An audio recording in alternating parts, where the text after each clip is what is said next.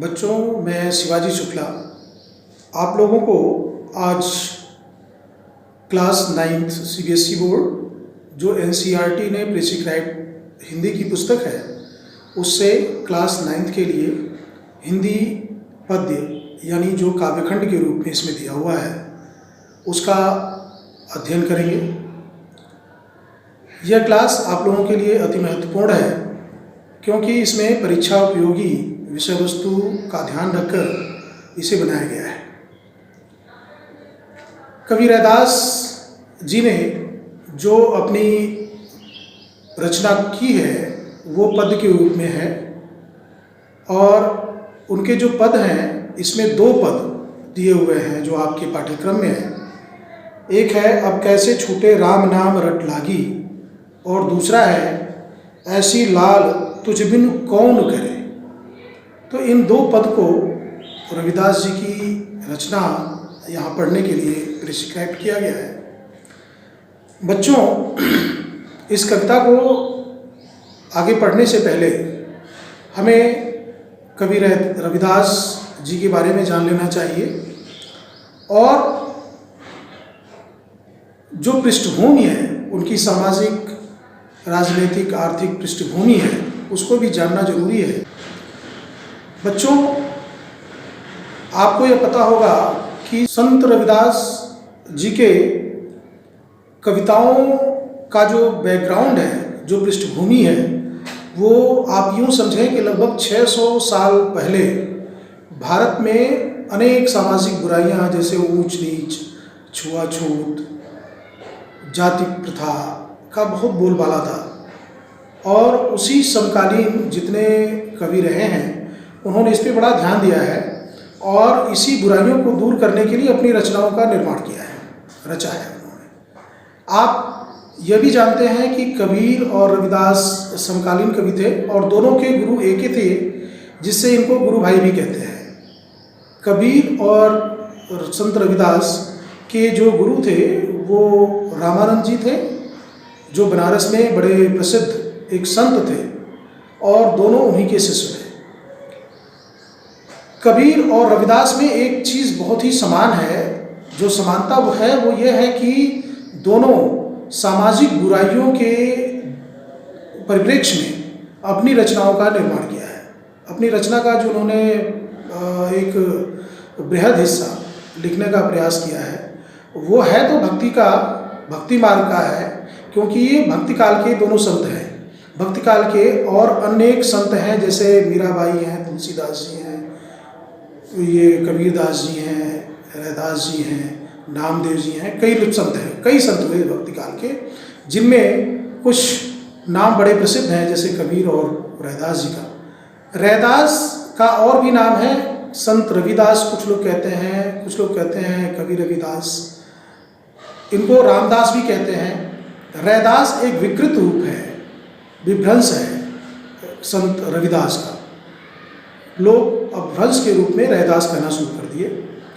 बच्चों, तो मैं बता रहा था आपको कि इनकी जो पृष्ठभूमि थी वो सामाजिक बुराइयां बहुत व्याप्त थी उस समय, जिस पृष्ठभूमि ये रचनाएं की गई हैं।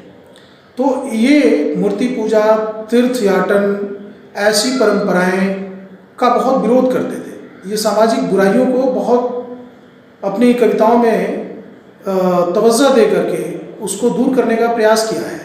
ऊंच नीच, भेदभाव, कोई गरीब कोई अमीर, कोई मुस्लिम कोई हिंदू, कोई निम्न जाति का कोई उच्च जाति का, तो ये जो कुरीतियाँ हैं इसको दूर करने का इन्होंने भरसक प्रयास किया है और मेरा मानना है कि इसमें ये बहुत हद तक सफल भी रहे हैं। रामदास यानी जो रैदास जी हैं जिनका दूसरा नाम रामदास भी है, ये इनकी कविताओं को माना जाता है कि ये ज्ञानाश्रयी और प्रेमाश्रयी के बीच में ये एक पुल का काम करते हैं, एक सेतु का काम करते हैं। यानी इनकी कविताओं में ज्ञान है और प्रेम भावना भी है, तो दोनों के बीच सामंजस्य इनके कविताओं में मिलता है। संत रविदास सिकंदर लोदी के समकालीन थे। संत रविदास के टाइम पे ही सिकंदर लोदी दिल्ली में शासन कर रहा था जो रविदास की कविताओं से प्रभावित होकर, रविदास के प्रभुत्व से प्रभावित होकर रविदास को दिल्ली आमंत्रित किया था, लेकिन इन्होंने इनकार कर दिया। और हम जानते हैं कि इनकी कविताओं में, इनकी रचनाओं में अवधी ब्रज भाषा और राजस्थानी भाषा का मिश्रण है। ये इनकी जो कविताएं थी वो लोक जन भाषा में होती थी, जिससे उसकी प्रसिद्धि बहुत मिली और लोगों ने बहुत पसंद किया। कविता के माध्यम से वो अपने विचार को, अपनी सोच को लोगों तक बड़े आसानी से पहुंचा पाए, सिर्फ इसलिए कि उनकी जो कविता थी वो जन भाषा में थी, लोक भाषा में थी। लोक भाषा से मेरा तात्पर्य है कि लोग अपने आप को जो वो भाषाएं बोलते थे, उसी भाषा में ये कविता मिलने के नाते एक तादाद में स्थापित कर पाते थे, यानी उससे अपने आप को जोड़ पाते थे। अब हम आपको एक बात और बताना चाहते हैं कि कहीं कहीं मिलता है कि इनका जन्म 1388 में हुआ था और मृत्यु 1518 में बनारस में हुआ था, लेकिन कहीं कहीं मुझे पढ़ने को मिलता है कि इनका जन्म 1398 में हुआ और मृत्यु 1540 में हुआ। खैर जो भी हो, लेकिन ये निर्विवाद है, इसमें कोई शंका नहीं है कि इनकी जन्मभूमि, कर्मभूमि और अंतिम पड़ाव बनारस ही रहा है। ये बनारस के बहुत बड़े संत थे और इनकी बड़ी ही प्रभुता थी बनारस में। ये भक्ति काल के होने के नाते समाज में जो कुरीतियाँ थीं कि लोग आध्यात्म के नाम पर, धर्म के नाम पर एक दूसरे से लड़ते थे, ऊंच नीच भेदभाव करते थे, तो इसी बात को इन्होंने अपने पदों में व्यक्त किया और उसकी रचना की है। आप जो आपके पाठ्यक्रम में दिया हुआ है वह 2 पद दिए हुए हैं। एक तो है, अब कैसे छूटे राम नाम रट लगी। उनका जो पहला पद है जिसमें दिया हुआ है, पहला पद है, अब कैसे छूटे राम नाम रट लागी। जो इस पद का मर्म है, मूल तत्व है, वो मैं आपको बताना चाह रहा हूँ।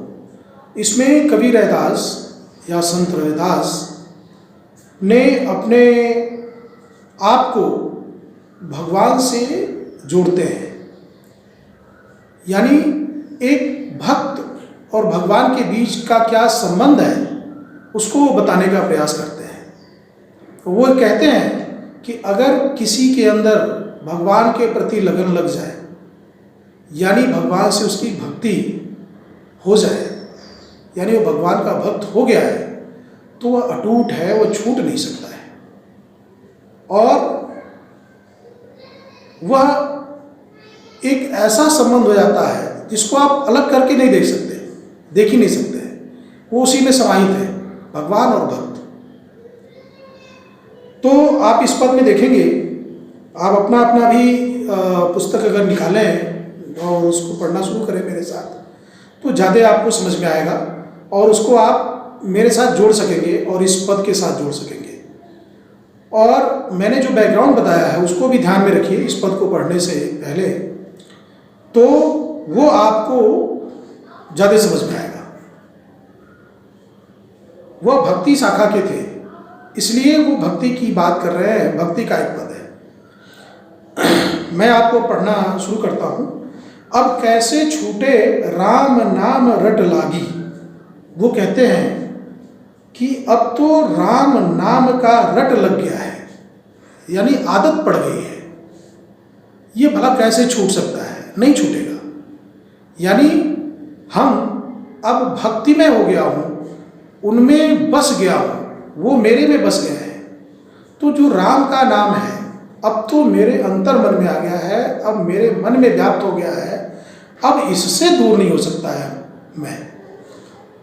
यानी मेरे अंदर ऐसी भावना जागृत हो गई है कि मैं राममय हो गया हूँ। राम के साथ ही उठना, बैठना, सोना, खाना, काम करना सब राममय हो गया है।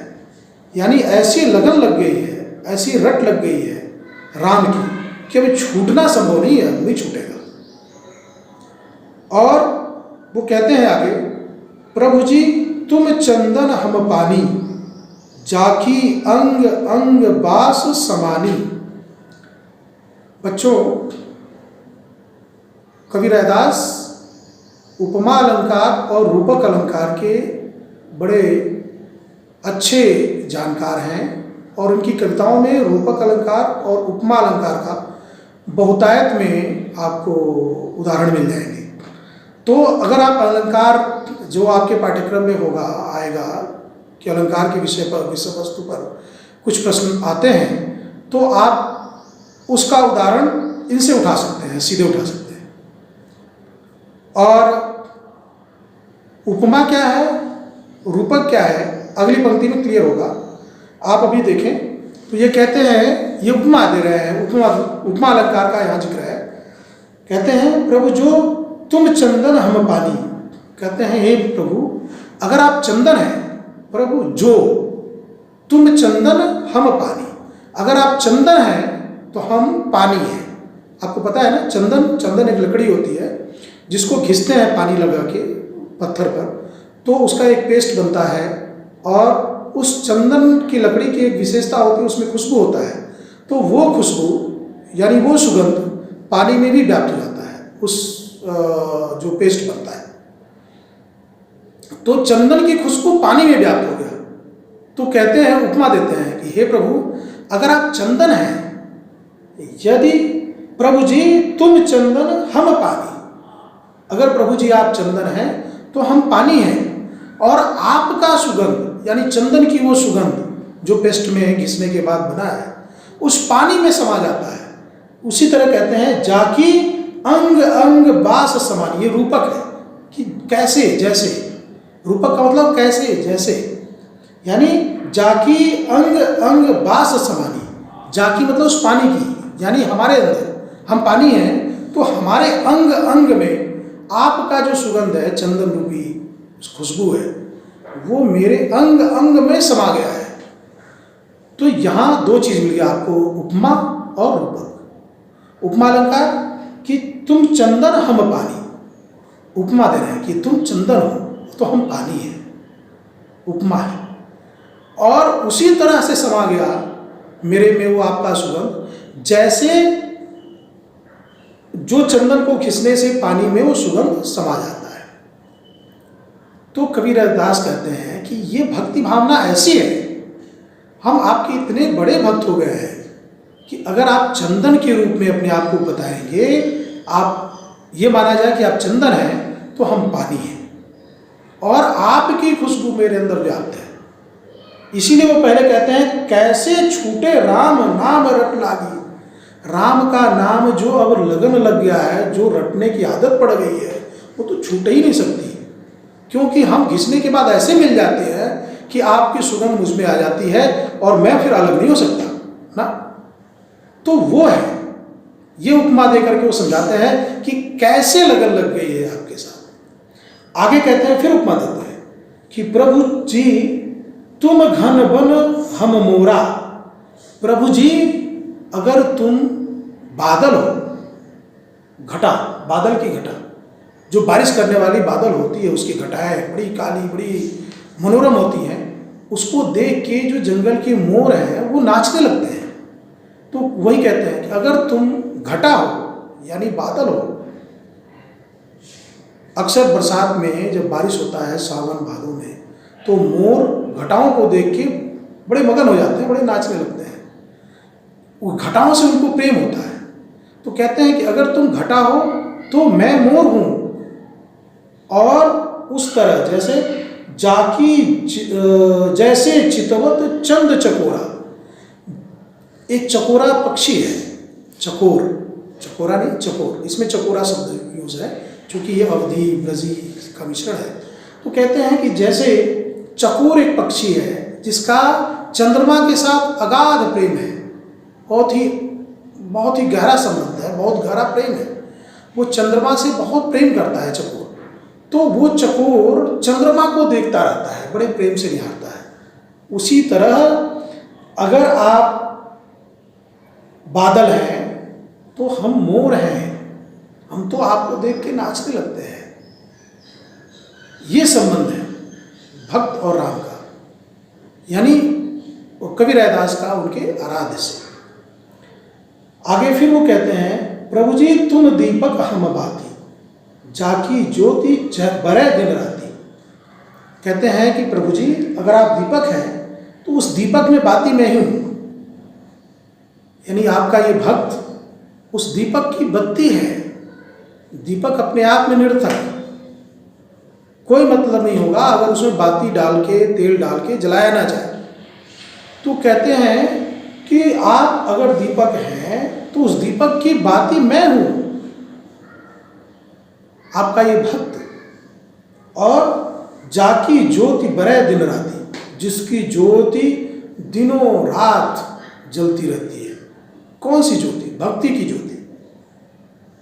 दीपक प्रभु राम है, बत्ती उसका भक्त है कबीर दास, संत रविदास।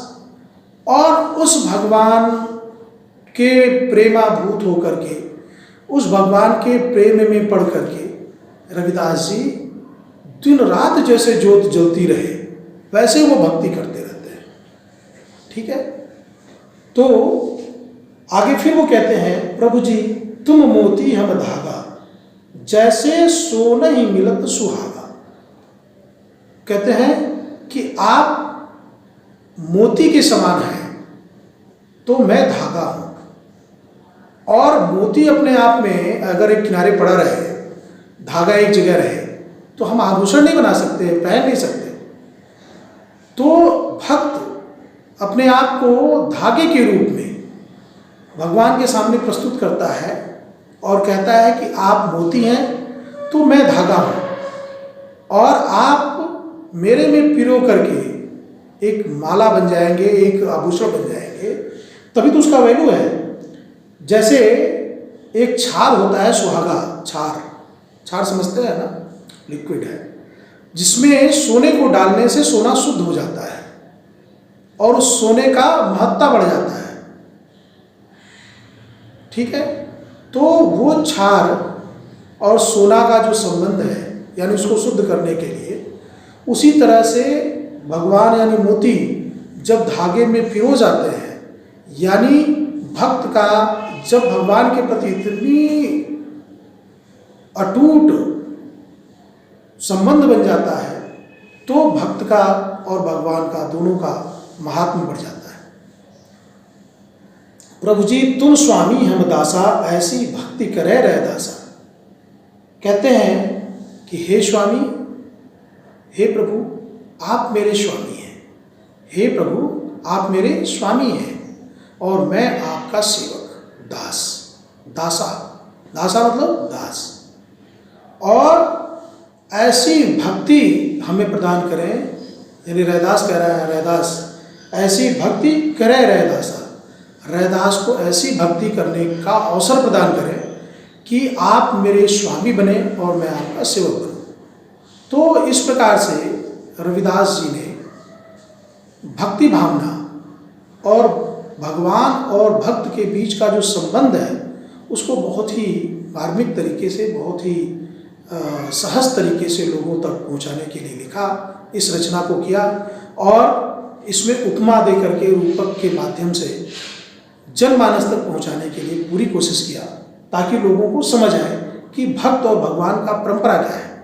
यानी आप देखे होंगे सब में तो ये है कि संबंध ऐसे प्रगाढ़ बनने चाहिए, ऐसा मिल जाना चाहिए कि जो अलग नहीं हो सकता है या जिसके बिना कोई काम न चल सकता हो।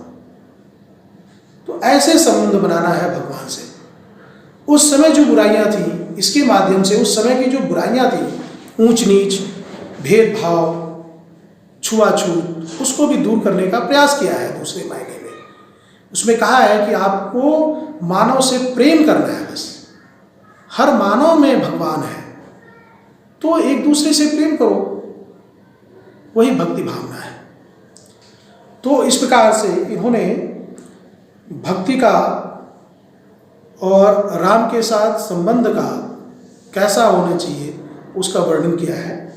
अब उनकी जो दूसरी पंक्ति है वो भगवान के महात्म्य के बारे में है कि भगवान कितना उदार है, कितना दयालु है, कितना कारसाज है। भगवान कभी भी किसी का अहित नहीं चाहने वाला है, सबका परोपकारी है। इसी बात को संत रविदास ने अपने दूसरी पद में वर्णित किया है, जिसको हम आगे पढ़ते हैं। ऐसी लाल तुझ बिनु कौन करे, ऐसी लाल तुझ बिनु कौन करे। लाल का मतलब है स्वामी, लाल का मतलब है स्वामी, मालिक। ऐसी लाल तुझ बिनु कौन करे। यहाँ रविदास जी कहना चाहते हैं कि हे स्वामी, तुम्हारे बिना ऐसा कौन कर सकता है। ऐसी लाल तुझ बिन कौन करे, ऐसा आपके बिना, हे स्वामी आपके बिना ऐसा कौन कर सकता है, कैसा, वो आगे वर्णित है। कहते हैं गरीब निवाज गुसैया मेरा माथे छत्रु धरे। कहते हैं छत्रु समझते हैं ना, छत्रु का मतलब होता है छत्रप।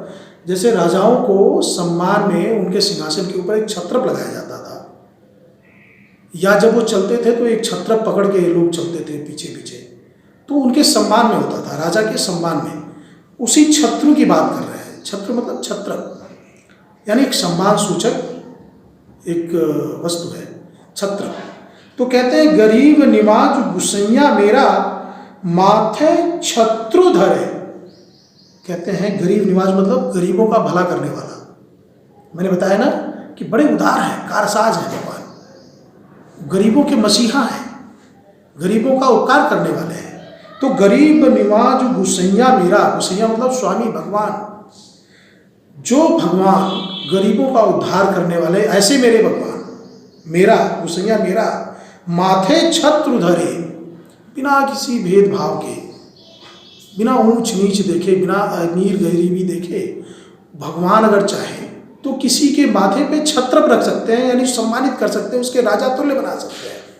वो ये कहना चाह रहे हैं कि मेरे माथे पर, ये जो गुसैया मेरा है, माथे पर यानी उन्हीं के माथे पर छत्र रख दिया, यानी उसकी ख्याति बढ़ा दी। रविदास का बहुत ख्याति था। तो कहते हैं कि गरीब को चाहे तो वो किसी को भी छत्र रख सकते हैं उसके सर पर, यानी उसको सम्मान दिला सकते हैं। तो ऐसे गरीब निवाज गुसैया मेरा माथे छत्रु धरे, जो पहली लाइन थी उससे आप जुड़े हैं। ऐसी लाल तुझ बिनु कौन करे। हे स्वामी, ऐसा आपके बिना कौन कर सकता है, कोई और कर सकता है, छत्र रख सकता है नहीं। वो वही कहना चाह रहे हैं कि आपके बिना, हे स्वामी आपके बिना ऐसा कोई नहीं कर सकता। यानी अगर वो प्रभु जी चाह लें, चाह क्या लें, वही कर ही सकते हैं कि एक गरीब को बादशाह बना सकते हैं और उसके माथे पर छत्र रख सकते हैं। आगे कहते हैं जाकी छोटी जगत को लागे तापर तू ही डरे। जाकी छोटी मतलब, जाकी मतलब जिसकी, छोटी मतलब छुआछूत, अस्पृश्यता, जिसकी छुआछूत जगत को लागे, संस्कार को लगती है। जैसे कोई अगर निम्न जाति का है, सफाई कर्मी है, वो अगर छू दे तो लोगों को लगता है तो मुझे छू दिया, यही गलत है। तो अगर ऐसे जो जिसकी छुआछूत से, जिसकी अस्पृश्यता से सारी जनता, सारे लोग, सारे विश्व छुआछूत मान ले, तापर तू ही डरे, उस पर भी आप द्रवित हो जाते हो। यानी ऐसी अछूत पर, यानी जो जिसके छूने से लोग मतलब अपवित्र हो जाएं, उस पर भी आप द्रवित हो जाते हो। ऐसा कौन कर सकता है, आप ही कर सकते हैं। नीच ऊंच करे मेरा गोविंदु काहू तेन डरे। कहते हैं आगे कि जो कोई निम्न जाति का है, निम्न परिवार से है, यानी वो गरीब है, उसको भी ऊंचा बना सकते हैं। नीच ऊंच करे, जो नीच है उसको ऊंचा कर सकते हैं। और मेरा गोविंदु काहू तेन डरे, और मेरा जो भगवान है ऐसा करने में किसी से डरता नहीं है, किसी से नहीं डरता है। वो तो निडर है, उदार है, वो किसी से नहीं डरता, वो कर सकता है, सब कुछ कर सकता है, सर्वशक्तिमान है वो गरीब को अमीर बना सकता है, एक मतलब निम्न जाति को उच्च जाति का बना सकता है।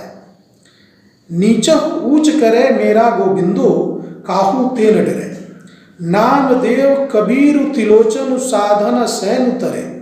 वो एक उदाहरण देते हैं, बताते हैं कि जो उस समय के एक भक्ति शाखा के ही कवि हुए थे, नामदेव, जो महाराष्ट्र में है, नामदेव, कबीर जो आपको पता ही है, उनके गुरु भाई थे, तिलोचन ये भी एक बहुत बड़े संत थे, सधना और सैन वो नाई था और सधना एक कसाई था, ये सभी संत हो गए थे। कैसे? क्योंकि उन्हीं की कृपा हुई। भाई एक कसाई, एक नाई, एक मतलब नीची जाति में जन्मे लोग बहुत बड़े संत हुए। किसके प्रभाव से? प्रभु के प्रभाव से। तभी वो कहते हैं ऐसी लाल तुझ बिन कौन करे, आपके बिना, हे स्वामी आपके बिना ऐसी कृपा कौन कर सकता है? कोई नहीं कर सकता। तो उत्तमा दे के बताते हैं कि नामदेव, कबीर, तिलोचन, सधना सैन तरे, यानी सभी तर गए, सभी महान हो गए, सभी एक ख्याति प्राप्त कर लिए। किसके प्रभाव से? आपके प्रभाव से। कहीं रविदास सुनो रे संतों, हरिजीव ते सभय सरे। मतलब रविदास जी कहते हैं, संतों को संबोधित करते हैं, उस जमाने के जितने संत थे उनको संबोधित करते हैं और कहते हैं कि हे संतगण, ध्यान से सुनिए, ऐसे प्रभु, ऐसे हमारे राम, हमारे आराध्य, हमारे हरि जी सब पे द्रवित होते हैं। यानी वो किसी के अंदर भेदभाव नहीं करते, किसी को ऊंच नीच, किसी को क्षुद्र उच्च वर्ण का, किसी में दरिद्रता या अमीरी का, किसी तरह का कोई भाव नहीं रखते। वो समदर्शी हैं, सबको समान रूप से देखते हैं और वो सबका कल्याण करने वाले हैं। और कहते हैं कि ऐसे लाल तुझ बिनु कौन करे, हे स्वामी आप बिना ऐसा कौन कर सकता है? कोई नहीं कर सकता। आप ही हैं सर्वशक्तिमान, सर्वशक्तिशाली, समदर्शी, सबका भला करने वाले आप ही हैं, आप ही करते हैं ऐसा। इस तरह से उन्होंने समाज में एक संदेश दिया कि भगवान सबका हितैषी है, किसी के साथ कोई भेदभाव मत करो। जब भगवान नहीं करता तो आप क्यों करते?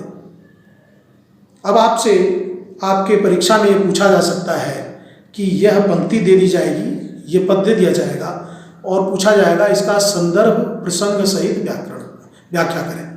तो आपको संदर्भ बताना है कि यह कहाँ से लिया गया है, रविदास जी की रचना है।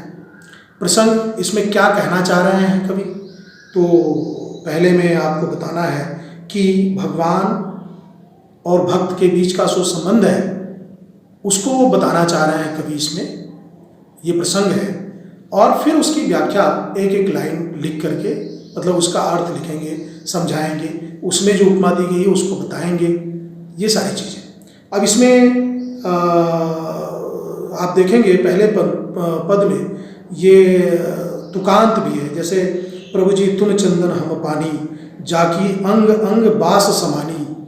तो इसमें ये तुकांत है, पानी, समानी। तो इसी तरह से और कितने तुकांत हैं। इस तरह से आप हमें ये सब बताएं कमेंट करके, और मेरे वीडियो को ज़्यादा से ज़्यादा आप शेयर करें, लाइक करें और सब्सक्राइब करें। मुझे उम्मीद है ये वीडियो आपको पसंद आया होगा। आपकी जो भी शंका है आप मुझे कमेंट करके पूछ सकते हैं, आप उसका उत्तर दूंगा मैं। और आप लोग, मुझे उम्मीद है इससे परीक्षा में बहुत बढ़िया करेंगे। अगर आपको और भी कोई जानकारी चाहिए तो आप मुझे बताएंगे, मैं इसको आपको उसको प्रदान करूंगा और आपकी सारी समस्याओं का समाधान करने की पूरी कोशिश करूंगा। धन्यवाद।